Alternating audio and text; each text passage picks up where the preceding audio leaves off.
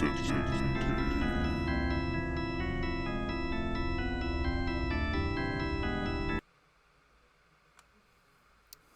evening, and welcome back to Unsettling Tales.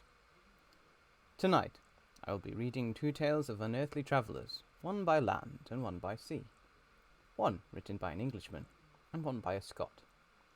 The first, Charles Dickens' The Signalman, and the second, Vanderdecken's Message Home, by John Howison. So, let us begin with the land. Charles Dickens was a British novelist, journalist, editor, illustrator, and social commentator who wrote such beloved classics as Oliver Twist, A Christmas Carol, Nicholas Nickleby, David Copperfield, A Tale of Two Cities, and Great Expectations. Dickens is remembered as one of the most important and influential writers of the 19th century. He spent most of his childhood in poverty due to his father's debts and eventual imprisonment, working in a blacking factory to support his family, and later becoming an office boy, then eventually a freelance law reporter, sketch artist and writer. His writing starkly portrayed what it was like to live in poverty in Victorian England, and is credited with helping to bring about social change. He owned and edited the periodical All the Year Round, created after he fell out with his previous publishers. It was in the 1866 Christmas edition of this weekly magazine that this story appeared, as part of a collection of railway-themed stories, Mugby Junction. I'll just check now to make sure that people can hear me.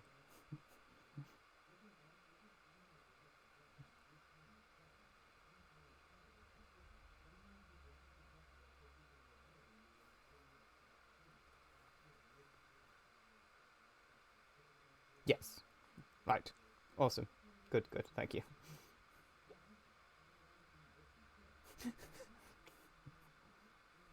Already hiding behind a cushion. Alright. Thank you very much. Right. Hello, below there. When he heard his voice thus calling to him, he was standing at the door of his box, with a flag in his hand, filled round its short pole. One would have thought, considering the nature of the ground, that he could not have doubted from what quarter the voice came. But instead of looking up to where I stood on the top of the steep cutting nearly over his head, he turned himself about and looked down the line. There was something remarkable in his manner of doing so, though I could not have said for my life what. But I know it was remarkable enough to attract my notice, even though his figure was foreshortened and shadowed down in the deep trench, and mine was high above him, so steeped in the glow of an angry sunset that I had shaded my eyes with my hand before I saw him at all. "Hello, below!" From looking down the line, he turned himself about again, and raising his eyes saw my figure high above him. "Is there any path by which I can come down and speak to you?" He looked up at me without replying, and I looked down at him without pressing him too soon with a repetition of my idle question. Just then, there came a vague vibration in the earth and air, quickly changing into a violent pulsation, and an oncoming rush that caused me to start back, as though it had force to draw me down. When such vapour as rose to my height from this rapid train had passed me, and was skimming away over the landscape, I looked down again and saw him refurling the flag he had shown where the train went by. I repeated my inquiry. After a pause, during which he seemed to regard me with fixed attention, he motioned with his rolled-up flag to a point on my level, some 200 or 300 yards distant. I called down to him, "All right," and made for that point. There, by dint of looking closely about me, I found a rough zigzag descending path, notched out, which I followed. The cutting was extremely deep and unusually precipitate. It was made through a clammy stone that became oozier and wetter as I went down. For these reasons, I found the way long enough to give me time to recall a singular air of reluctance or compulsion with which he had pointed out the path. When I came down low enough upon the zigzag descent to see him again, I saw that he was standing between the rails on the way by which the train had lately passed, in an attitude as if he were waiting for me to appear. He had his left hand at his chin, and that left elbow rested on his right hand crossed over his breast. His attitude was one of such expectation and watchfulness that I stopped for a moment, wondering at it. I resumed my downward way, and stepping out upon the level of the railroad, and drawing nearer to him, saw that he was a dark, sallow man, with a dark beard and rather heavy eyebrows. His post was in as solitary and as dismal a place as ever I saw. On either side, a dripping wet wall of jagged stone, excluding all view but a strip of sky. The perspective one way, only a crooked prolongation of this great dungeon. The shorter perspective in the other direction terminated in a gloomy red light, and the gloomier entrance to a black tunnel, in whose massive architecture there was a barbarous, depressing and forbidding air. So little sunlight ever found its way to this spot that it had an earthly deadly smell, and so much cold wind rushed through it that it struck chill to me, as if I had left the natural world. Before he stirred, I was near enough to him to have touched him. Not even then removing his eyes from mine, he stepped back one step and lifted his hand. This was a lonesome post to occupy, I said, and it had riveted my attention when I looked down from up yonder. A visitor was a rarity, I should suppose. Not an unwelcome rarity, I hoped.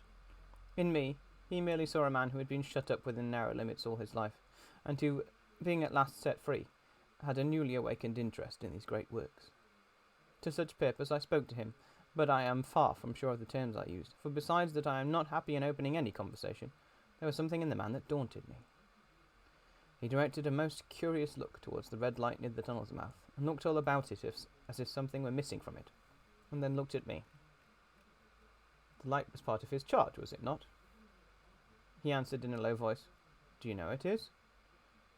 The monstrous thought came to my mind as I perused the fixed eyes and saturnine face, that this was a spirit, not a man. I have speculated since whether there may have been infection in his mind. In my turn I stepped back, but making the action I detected in his eyes some latent fear of me. This put the monstrous thought to flight. "You look at me," I said, forcing a smile, "as if you had a dread of me." I was doubtful, he returned, whether I had seen you before. "Where?" He pointed to the red light I had looked at. "There?" I said. Intently watchful of me, he replied, but without sound, "Yes." "My good fellow, what should I do there? However, be that as it may, I never was there, you may swear." "I think I may," he rejoined. Yes, I am sure I may." His manner cleared like my own. He replied to my remarks with readiness, and in well-chosen words. "Had you much to do there?" Yes, that was to say, he had enough responsibility to bear, but exactness and watchfulness were what was required of him, and of actual work, manual labour, he had next to none. To change that signal, to trim those lights, and to turn this iron handle now and then was all he had to do under that head. Regardless those many long and lonely hours of which I seemed to make so much, he could only say that the routine of his life had shaped itself into that form, and he had grown used to it. He had taught himself a language down here, if only to know it by sight, and to have formed his own crude ideas of its pronunciation could be called learning it. He had also worked at fractions and decimals, and tried a little algebra, but he was, and had been as a boy, a poor head at figures. Was it necessary for him, when on duty, always to remain in that channel of damp air, and he could never rise into the sunshine from between those high stone walls? Why, that depended upon times and circumstances. Under some conditions there would be less upon the line than others, and the same held good as to certain hours of the day and night. In bright weather he did choose occasions for getting a little above these lower shadows, but being at all times liable to be called by his electric bell, and at such times listening for it with redoubled anxiety, the relief was less than I would suppose. He took me into his box, where there was a fire, a desk for an official book in which he had to make certain entries, a telegraphic instrument with its dial face and needles, and a little bell of which he had spoken. On my trusting that he was excused the remark that he had been well educated, and I hoped I might say without offence, perhaps educated above that station, he observed that instances of slight incongruity in such wise would rarely be found wanting among large bodies of men, that he had heard it was so in workhouses, in the police force, even in that last desperate resource, the army. And he knew it was so, more or less, in any great railway staff. He had been, when young, if I could believe it, sitting in that hut, he scarcely could, a student of natural philosophy, and had attended lectures, but he had run wild, misused his opportunities, gone down and never risen again. He had no complaint to offer about that. He had made his bed, and he lay upon it. It was far too late to make another. All that I have here condensed he said in a quiet manner, with his grave regards divided between me and the fire. He threw in the word "sir" from time to time, and especially when he referred to his youth, as though to request me to understand that he claimed to be nothing but what I found him. He was several times interrupted by the little bell, and had to read off messages and send replies. Once he had to stand without the door, and display a flag as a train passed, and make some verbal communication to the driver. In the discharge of his duties, I observed him to be remarkably exact and vigilant, breaking off his discourse at a syllable, and remaining silent until what he had to do was done. In a word, I should have set this man down as one of the safest of men to be employed in that capacity, but for the circumstance that while he was speaking to me he twice broke off with a fallen colour, turned his face towards the little bell when it did not ring, opened the door of the hut, which was kept shut to exclude the unhealthy damp, and looked out towards the red light near the mouth of the tunnel. On both of those occasions, he came back to the fire with the inexplicable air upon him, which I had remarked, without being able to define when we were so far asunder. Said I, when I rose to leave him, "You almost make me think that I have met with a contented man." I am afraid I must acknowledge that I said it to lead him on. "I believe he used to be so. I used to be so," he rejoined, in a low voice in which he had first spoken. "But I am troubled, sir. I am troubled." He would have recalled the words if he could. He had said them, however, and I took them up quickly. "With what? What is your trouble?" "It is very difficult to impart, sir. It is very, very difficult to speak of. If ever you make me another visit, I will try to tell you." "But I expressly intend to make you another visit. Say, when shall it be?" "I go off early in the morning, and I shall be on again at 10 tomorrow night, sir." I will come at 11. He thanked me and went out the door with me. "I'll show you my white light, sir," he said in his peculiar low voice, "till you have found the way up. And when you have found it, don't call out, and when you're at the top, don't call out." His manner seemed to make the place strike colder to me, but I said no more than, "Very well." "And when you come down tomorrow, don't call out. Let me ask you a parting question. What made you cry, 'Hello, below there,' tonight?" "Heaven knows," said I. "I cried something to that effect." "Not to that effect, sir. Those were the very words. I know them very well." "Admit those were the very words. I said them, no doubt, because I saw you below." "For no other reason." "What other reason could I possibly have?" "You had no feeling that they were conveyed to you in any supernatural way?" "No." He wished me good night and held up his light. I walked by the edge of the down line of rails with a very disagreeable sensation of a train coming behind me until I found the path. It was easier to mount than to descend, and I got back to my inn without any adventure. Punctual to my appointment, I placed my foot on the first notch of the zigzag next night, as the distant clocks were striking 11. He was waiting for me at the bottom with his white light on. "I have not called out," I said when we came close together. "May I speak now?" "By all means, sir." "Good night, then, and here's my hand." "Good night, sir, and here's mine." With that we walked side by side to his box, entered it, closed the door, and sat down by the fire. "I have made up my mind, sir," he began, bending forward as soon as we were seated, and speaking in a tone a little above a whisper, "that you shall not have to ask me twice what troubles me. I took you for someone else yesterday evening. That troubles me." "That mistake?" "No, that's someone else." "Who is it?" "I don't know." "Like me?" "I don't know. I never saw the face." "The left arm is across the face, and the right arm is violently waved this way." I followed his action with my eyes, and it was the action of an arm gesticulating with the utmost passion and vehemence. "For God's sake, clear the way." "One moonlight night," said the man, "I was sitting here when I heard a voice cry, 'Hello, below there!' I started up, looked for a lamp door, and saw this. Someone else standing by the red light near the tunnel, waving, as I just now showed you. The voice seemed hoarse with shouting, and it cried, 'Look out! Look out!' and then, 'Hello, below there! Look out!' I caught up my lamp, turned it on red, and ran towards the figure, calling, 'What's wrong? What has happened? Where?' It stood just outside the blackness of the tunnel. I advanced so close upon it that I wondered at its keeping the sleeve across its eyes. I ran right up at it, and had my hand stretched out to pull the sleeve away when it was gone." "Into the tunnel?" said I. "No, I ran on into the tunnel, 500 yards. I stopped and held my lamp above my head, and saw the figures of the measured distance, saw the wet stains stealing down the walls and trickling through the arch. I ran out again, faster than I had run in, for I had a mortal abhorrence of the place upon me, and I looked all around the red light with my own red light, and went up the iron ladder to the gallery atop it, and I came down again, and ran back here. I telegraphed both ways. An alarm has been given. Is anything wrong? The answer came back both ways. All well. Resisting the slow touch of a frozen finger tracing out my spine, I showed him how that this figure must be a deception of his sense of sight, and that figures originating in disease of the delicate nerves that minister to the functions of the eye were known to have often troubled patients, some of whom had become conscious of the nature of their affliction, and had even proved it by experiments upon themselves. As to an imaginary cry, said I, do but listen for a moment to the wind in this unnatural valley while we speak so low, and to the wild harp it makes of the telegraph wires. That was all very well, he returned, after we had sat listening for a while, and he ought to know something of the wind and the wires, he who so often passed long winter nights there alone and watching, but he would beg to remark that he had not finished. I asked his pardon, and slowly added these words, touching my arm. Within 6 hours after the appearance, the memorable accident on this line happened, and within 10 hours the dead and wounded were brought along through the tunnel, over the spot to where the figure had stood. A disagreeable shudder crept over me, but I did my best against it. It was not to be denied, I rejoined, that this was a remarkable coincidence, calculated deeply to impress his mind. But it was unquestionable that remarkable coincidences did continually occur, and they must be taken into account in dealing with such a subject.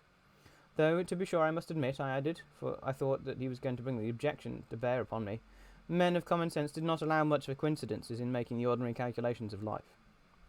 He again begged to remark that he had not finished. I again begged his pardon for being betrayed into interruptions. This, he said, again laying his hand upon my arm, and glancing over his shoulder with hollow eyes, was just a year ago. 6 or 7 months passed, and I had recovered from the surprise and shock, when one morning as the day was breaking, I, standing at that door, looked towards the red light and saw the spectre again. He stopped with a fixed look at me. Did it cry out? No, it was silent. Did it wave its arm? No, it leaned against the shaft of the light with both hands before the face, like this. Once more, I followed his action with his eyes. It was an action of mourning. I've seen such an attitude in stone figures on tombs. Did you go up to it? I came in and sat down, partly to collect my thoughts, partly because it had turned me faint. When I went to the door again, daylight was above me, and the ghost was gone. But nothing followed. Nothing came of this. He touched me on the arm with his forefinger twice or thrice, giving a ghastly nod each time. That very day, as the train came out of the tunnel, I noticed at a carriage window on my side what looked like a confusion of hands and heads. Something waved. I saw it just in time to signal the driver. Stop! He shut off, and he put his brake on, but the train drifted past here 150 yards or more. I ran after it, and as I went along heard terrible screams and cries. A beautiful young lady had died instantaneously in one of the compartments and was brought here, and laid down on this floor between us. Involuntarily I pushed my chair back, as I looked from the boards at which he pointed to himself. True, sir, true, precisely as it happened, so I tell it you. I could think of nothing to say to any purpose, and my mouth was very dry. The wind and the wires took up the story with a long, lamenting wail. He resumed, Now, sir, to mark this, and judge how my mind is troubled. The spectre came back a week ago. Ever since, it has been there, now and again, by fits and starts. At the light? At the danger light. What does it seem to do? He repeated, if possible, with increased passion and vehemence, that former gesticulation of, For God's sake, clear the way. Then he went on, I have no peace or rest for it. It calls to me, for many minutes together, in an agonized manner. Below there, look out, it stands, waving to me, it rings my little bell. I caught at that. Did it ring your bell yesterday evening when I was here, and you went to the door? Twice. Why, see, said I, how your imagination misleads you. My eyes were on the bell, and my ears were open to the bell, and if I am a living man, it did not ring at those times. No, nor at any other time, except when it was rung in the natural course of physical things by the station communicating with you. He shook his head. I have never made a mistake to that yet, sir. I have never confused the spectre's ring with the man's. The ghost's ring is a strange vibration in the bell that it derives from nothing else, and I have not asserted that the bell stirs to the eye. I don't wonder that you failed to hear it, but I heard it. And the spectre did seem to be there when you looked out? It was there. Both times? He repeated firmly. Both times.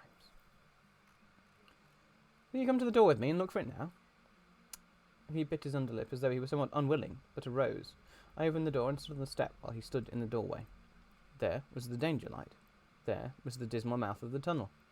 There were the high, wet stone walls of the cutting. There were the stars above them. Do you see it? I asked him, taking particular note of his face. His eyes were prominent and strained, but not very much more so, perhaps, than my own had been, when I had directed him earnestly towards the same spot. No, he answered, it is not there. Agreed, said I. We went in again, shut the door, and resumed our seats. I was thinking how best to improve this advantage, if it might be called one, when he took up the conversation in such a manner, of course way, so assuming that there could be no serious question of fact between us, that I felt myself placed in the weakest of positions. By this time you will fully understand, sir, he said, that what troubles me so dreadfully is the question, what does the spectre mean? I was not sure, I told him, that I did fully understand. What is it warning against? He said, ruminating, with his eyes on the fire, and only by times turning them to me. What is the danger? Where is the danger? There is danger overhanging somewhere on the line. Some dreadful calamity will happen. It is not to be doubted this third time after what has gone before, but surely this is a cruel haunting of me. What can I do? He pulled out his handkerchief and wiped the drops from his heated forehead. If I telegraph danger on either side of me, or on both, I can give no reason for it, he went on, wiping the palms of his hands. I should get into trouble and do no good. They would think I was mad. This is the way it would work. Message, danger, take care. Answer, what danger, where? Message, I don't know, but for God's sake, take care. They would displace me. What else could they do? His pain of mind was most pitiable to see. It was the mental torture of a conscientious man oppressed beyond endurance by an unintelligible responsibility involving life. When it first stood under the danger light, he went on putting his dark hair back from his head and drawing his hands outwards and across his temples in an extremity of feverish distress. Why not tell me where that accident was to happen, if it must happen? Why not tell me how it could be averted, if it could have been averted? When on his second coming it hid his face, why not tell me instead? She's going to die. Let them keep her at home. If it came, on those 2 occasions, only to show me that its warnings were true, and to prepare me for the third, why not warn me plainly now? And Lord help me, a mere poor Signalman on this solitary station. Why not go to somebody with credit, to be believed, and power to act? When I saw him in this state, I saw for this poor man's sake, as well as for the public safety, what I had to do at the time was to compose his mind. Therefore, setting aside all question of reality and unreality between us, I represented to him that whoever thoroughly discharged his duty must do well, and that at least it was to his comfort that he understood his duty, though he did not understand these confounding appearances. In this effort, I succeeded better than an attempt to reason him out of his conviction. He became calm. The occupations incidental to his post as the night advanced began to make larger demands on his attention, and I left him at 2 in the morning. I had offered to stay through the night, but he would not hear of it. That I more than once looked back at the red light as I ascended the pathway, that I did not like the red light, and that I should have slept poorly if my bed had been under it, I see no reason to conceal. Nor did I like the 2 sequences of the accident and the dead girl. I see no reason to conceal that either. But what ran most in my thoughts was the consideration how I ought to act, having become the recipient of the disclosure. I had proved the man to be intelligent, vigilant, painstaking, and exact. But how long might he remain so in his state of mind? Though in a subordinate position, still he held a most important trust, and would I, for instance, like to stake my own life on the chances of his continuing to execute it with precision? Unable to overcome a feeling that there would be something treacherous in my communicating what he had told me to his superiors in the company, without first being plain with himself and proposing a middle course to him, I ultimately resolved to offer to accompany him, otherwise keeping his secret for the present, to the wisest medical practitioner we could hear of in these parts, and to take his opinion. A change in his time of duty would come round next night, he had apprised me, and he would be off an hour or so after sunrise, and on again after sunset. I had appointed to return accordingly. Next evening was a lovely evening, and I walked out early to enjoy it. The sun was not yet quite down when I traversed the field path near the top of the deep cutting. I would extend my walk for an hour, I said to myself, half an hour on and half an hour back, and it would then be time to go to my signalman's box. Before pursuing my stroll, I stepped to the brink and mechanically looked down from the point from which I had first seen him. I cannot describe the thrill that seized upon me when, close at the mouth of the tunnel, I saw the appearance of a man, with his left sleeve across his eyes, passionately waving his right arm.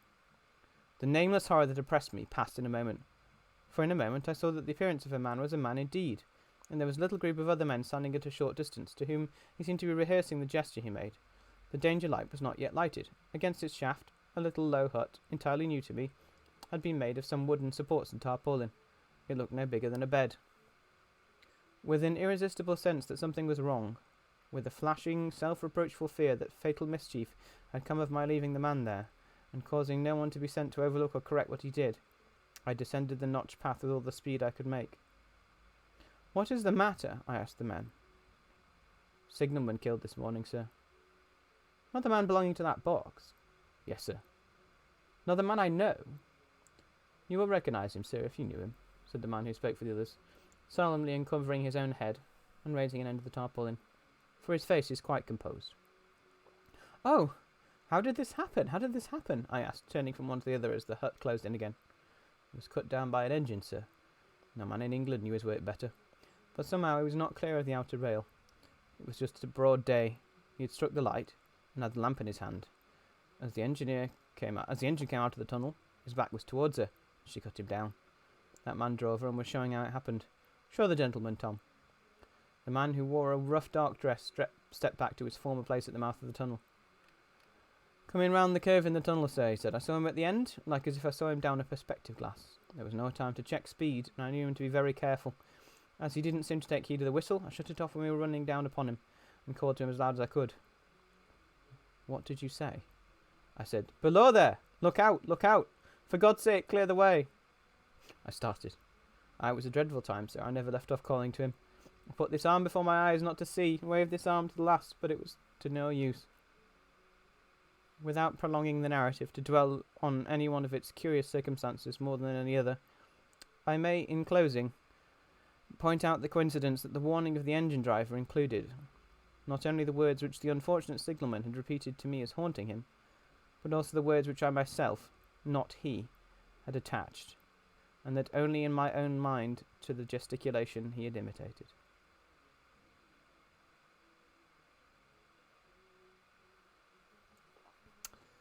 And now, for a tale of the sea. No one knows when the tale of the cursed ship, the Flying Dutchman, first began to circulate the seven seas, but it may have been in the 18th century. It first appears in recorded fiction in travels in various parts of Europe, Asia, and Africa during a series of 30 years and upwards, from 1790 by John MacDonald. The weather was so stormy that the sailors said they saw the Flying Dutchman.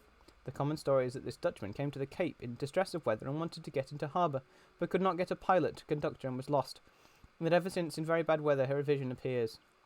Many people reported sighting it in the following years, including 1881, when none other than Prince George of Wales, the future King George V, saw the Dutchman cross the bows of the HMS Inconstant in the early hours of the morning off the coast of Australia. The author of this particularly early tale of the Flying Dutchman was the well-travelled Scottish doctor and author John Howison, 1797 to 1859. Leaving his native land in 1818, he lived first in Canada, before joining the East India Company as assistant surgeon, and travelling in the US, the West Indies and Cuba before returning to Scotland. In 1821 he was posted to India, where he remained until his retirement. He wrote a number of travel books, including sketches of Upper Canada, domestic, local and characteristic, foreign scenes and travelling recreations, and European colonies. He was a prolific contributor to the periodical Blackwood's Edinburgh magazine, although at some point he seems to have upset the publisher of that work, as there was an unexplained delay before 5 of Howison's 8 tales, including The Floating Beacon and the following story, Vanderdecken's Message Home, or The Tenacity of Natural Affection, were reprinted in the highly successful Tales from Blackwood's series, 1858 to 1861. Our ship, after touching at the Cape, went out again, and soon losing sight of the Table Mountain, began to be assailed by the impetuous attacks of the sea, which is well known to be more formidable there than in parts of the unknown ocean. The day had grown dull and hazy, and the breeze, which had formerly burned flesh, now sometimes subsided almost entirely, and then, recovering its strength for a short time and changing its direction, blew with temporary violence and died away again, as if exercising a melancholy caprice. A heavy swell began to come from the southeast. Our sails flapped against the masts, and the ship rolled from side to side as heavily as if she had been waterlogged. There was so little wind that she would not steer. At 2 p.m. we had a squall, accompanied by thunder and rain. The seamen, growing restless, looked anxiously ahead. They said we would have a dirty night of it, and that it would not be worthwhile to turn into their hammocks. As the second mate was describing a gale he'd encountered off Cape Race, Newfoundland, we were suddenly taken all aback, and the blast came upon us furiously. We continued to scud under a double-reefed mainsail and foretopsail before dusk, but as the sea ran high, the captain thought it safest to bring her to. The watch on deck consisted of 4 men, one of whom was appointed to keep a lookout ahead, for the weather was so hazy that we couldn't see 2 cables' length from the bows. This man, whose name was Tom Willis, went frequently to the bows, as if to observe something. When others called to him, inquiring what he was looking at, he would give no definite answer. They therefore went in also to the bows, and appeared startled, and at first said nothing. But presently one of them cried, "William, go call the watch." The seamen, having been asleep in their hammocks, murmured at this unseasonable summons, and called to know how it looked upon deck, to which Tom Willis replied, "Go up and see. What we are minding is not on deck, but ahead."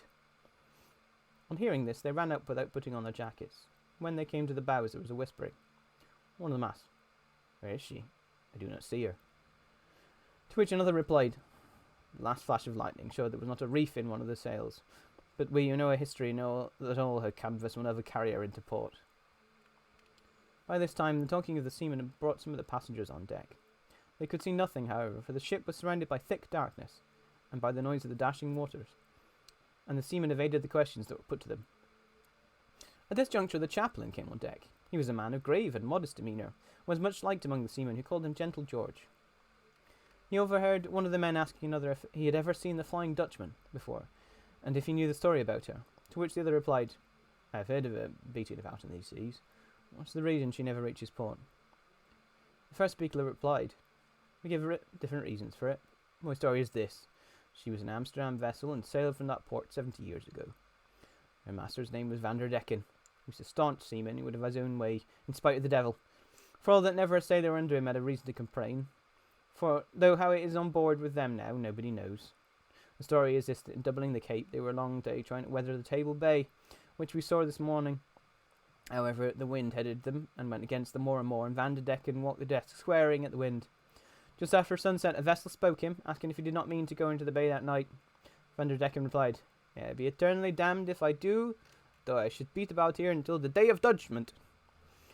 And to be sure, Vanderdecken never did go into that bay, for it is believed that he continues to beat about in these seas still, and will do so long enough. This vessel is never seen but with foul weather along with her. To which another replied, "You must keep clear of her. Say that her captain mans his jolly boat when a vessel comes to sight, tries hard to get alongside to put letters on board, but no good comes to them who have communication with him." Tom Willis said, "There is such a sea between us at present as should keep us safe from such visits." To which the other answered, "You cannot trust that, if Vanderdecken sends out his men." Some of this conversation having been overheard by the passengers, there was a commotion among them. In the meantime, the noise of the waves against the vessel could scarcely be distinguished from the sounds of the distant thunder. The wind had extinguished the light in the binnacle, where the compass was, and no one could tell which way the ship's head lay. The passengers were afraid to ask questions, lest they should augment the secret sensation of fear that chilled every heart, or learn any more than they already knew. For while they attributed their agitation of mind to the state of the weather, it was sufficiently perceptible that their alarms also arose from a cause which they did not acknowledge. The lamp at the binnacle being relighted, they perceived that the ship lay closer to the wind than she had hitherto done, and the spirits of the passengers were somewhat revived. Nevertheless, neither the tempestuous state of the atmosphere nor the thunder had ceased, and soon a vivid flash of lightning showed the waves tumbling about us, and in the distance the Flying Dutchman scudding furiously before the wind under a press of canvas. The sight was but momentary, but it was sufficient to remove doubt from the minds of the passengers. One of the men cried aloud, "There she goes, topgallants and all." The chaplain had brought up his prayer book, in order that he might draw from thence something to fortify and tranquillize the minds of the rest. Therefore, taking his seat near the binnacle, so the light shone upon the white leaves of the book, he in a solemn tone read out the service for those distressed at sea.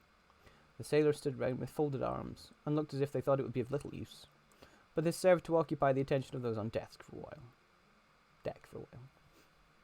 In the meantime, the flashes of lightning becoming less vivid, showed nothing else, far or near, but the billows weltering around the vessel.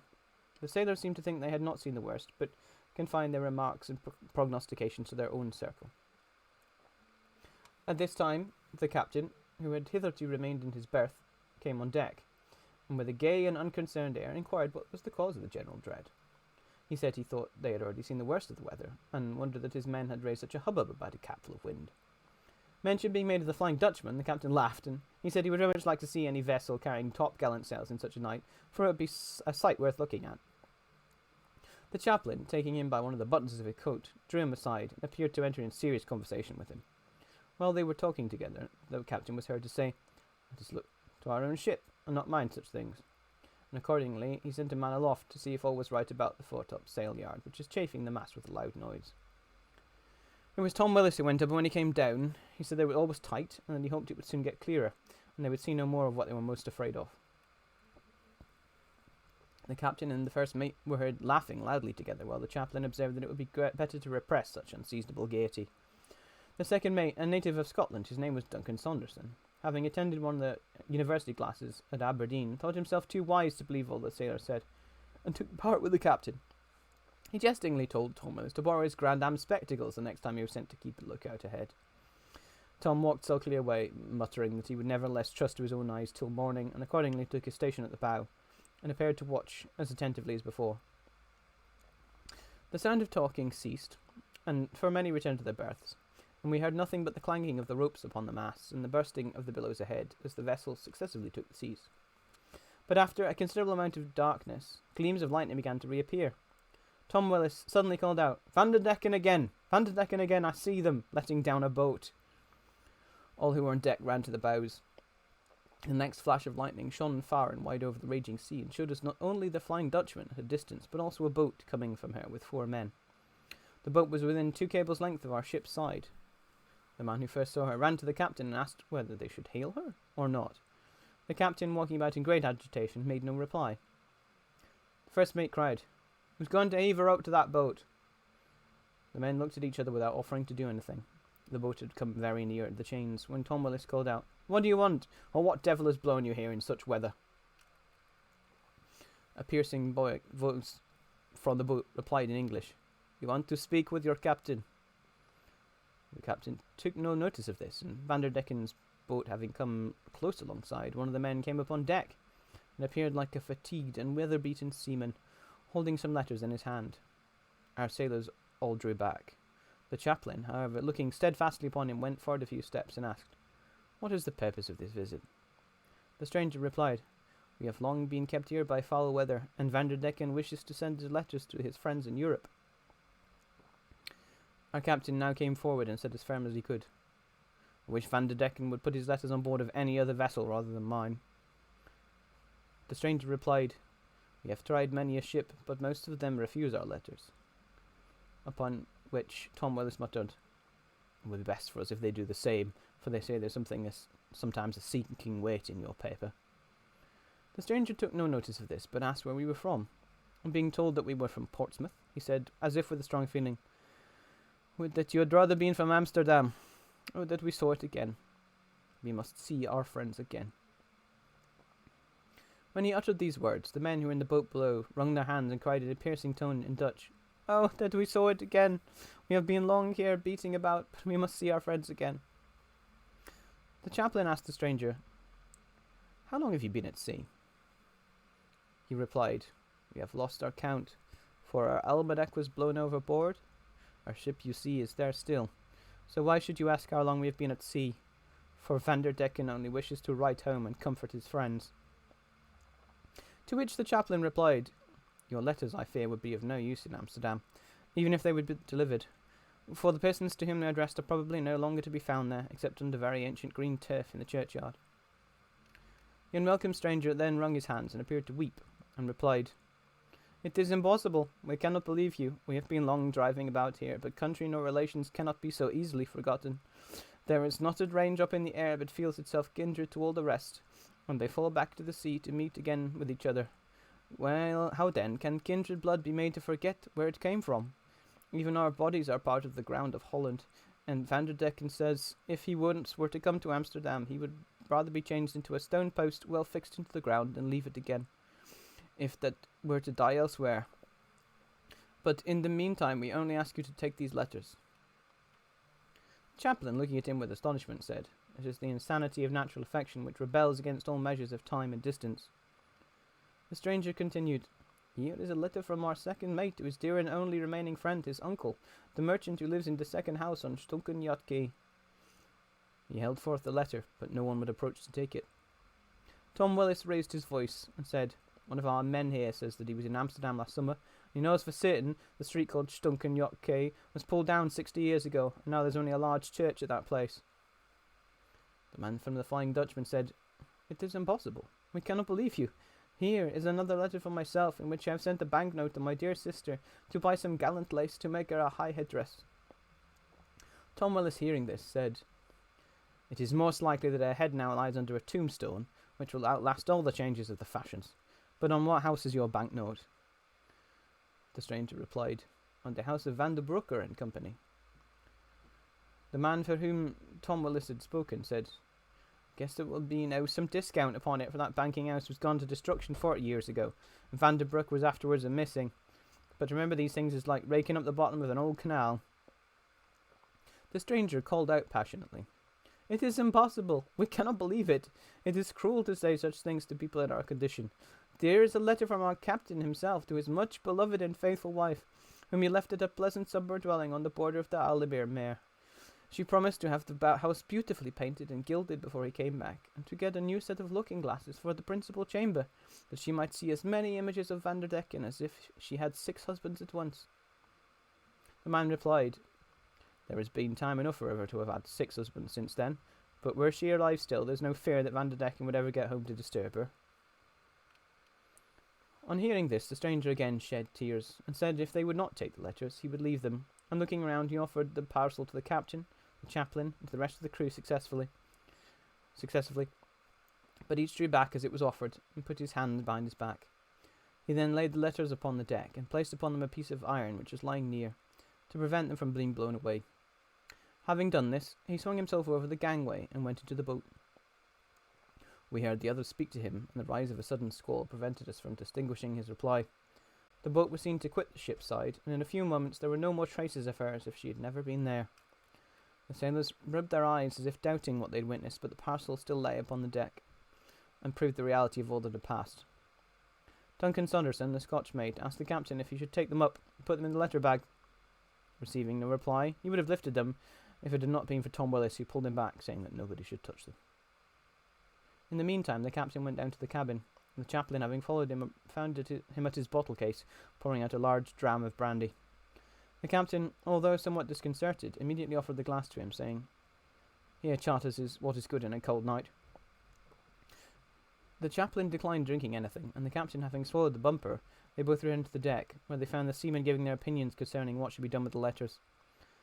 Tom Willis proposed to pick them up on a harpoon and throw it overboard. Another speaker said, I have always heard it said that it is neither safe to accept them voluntarily, nor when they left to show them out of the ship. Let no one touch them, said the carpenter. The way to do with letters from the Flying Dutchman is to case them upon the deck by nailing boards over them, so that if he sends back for them, they are still there to give him. The carpenter went to fetch his tools. During his absence, the ship gave so violent a pitch that the piece of iron slid off the letters, and they were whirled overboard by the wind, like birds of evil omen whirring through the air. There was a cry of joy among the sailors, and they ascribed the favourable change which soon took place in the weather to our having got quit of Vanderdecken. We soon got under way again. The night watch being set, the rest of the crew retired to their berths. So, I hope you have enjoyed these tales of Eldritch travellers. May your own travels, near or far, be quiet and untroubled by obstacles earthly or unearthly. And so, farewell for now, and good night out there, whatever you are.